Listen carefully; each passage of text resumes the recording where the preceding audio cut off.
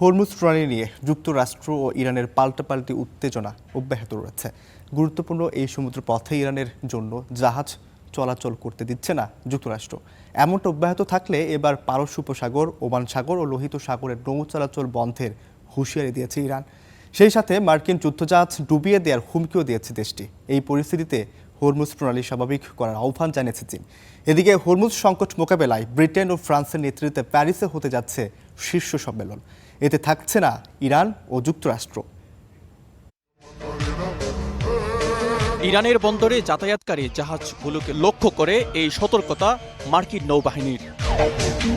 বলা হচ্ছে এই পথ বন্ধ, ফিরে যান, না হলে পরিণতি ভোগ করতে হবে।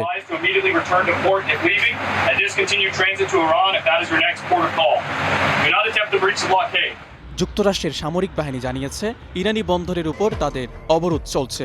এটি কার্যকরে 10,000-এর বেশি সেনা ও 1 ডজনেরও বেশি যুদ্ধজাহাজ মোতায়েন করা হয়েছে। রয়েছে ডেস্ট্রয়ারও।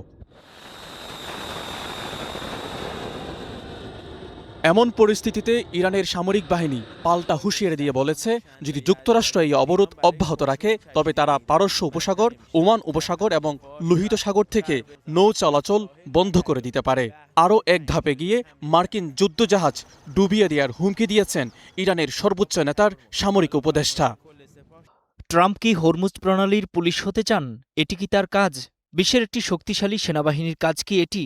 আপনার জাহাজগুলো প্রথম ক্ষেপণাস্ত্র হামলাতেই ডুবিয়ে দেয়া হবে। এগুলো যুক্তরাষ্ট্রের সামরিক বাহিনীর জন্য বড় ঝুঁকি তৈরি করেছে।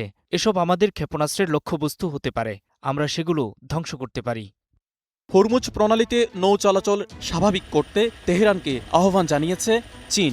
বুধবার চীনের পররাষ্ট্রমন্ত্রী ওয়াং ই ইরানের পররাষ্ট্রমন্ত্রীর সঙ্গে ফোনালাপে এই আহ্বান জানান বলে জানিয়েছে চীনা পররাষ্ট্র মন্ত্রণালয়। ওয়াং ই বলেন, হরমুজ প্রণালীতে ইরানের সার্বভৌমত্ব ও নিরাপত্তাকে সম্মান জানানো উচিত, তবে একই সঙ্গে নৌ চলাচলের স্বাধীনতা ও নিরাপত্তাও নিশ্চিত করতে হবে। জবাবে ইরানের পররাষ্ট্রমন্ত্রী আব্বাস আরাগচি বেইজিংকে জানিয়েছেন, তেহরান শান্তিপূর্ণ আলোচনার মাধ্যমে একটি যৌক্তিক ও বাস্তবসম্মত সমাধান খুঁজতে আগ্রহী। এদিকে হরমুজ ইস্যুতে যুক্তরাষ্ট্র ইরানকে বাইরে রেখে এক শীর্ষ সম্মেলনের আয়োজন করতে যাচ্ছে ব্রিটেন ও ফ্রান্স, যার নেতৃত্ব থাকবেন স্টারমার ও ম্যাক্রন। ফরাসি প্রেসিডেন্টের দপ্তর জানিয়েছে, হরমুজ প্রণালীতে সামুদ্রিক নৌ চলাচল বিষয়ক এই সম্মেলন শুক্রবার প্যারিসে অনুষ্ঠিত হবে।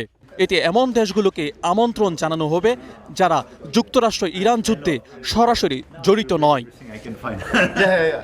মাজিদ শাহরিয়ার, স্টার নিউজ।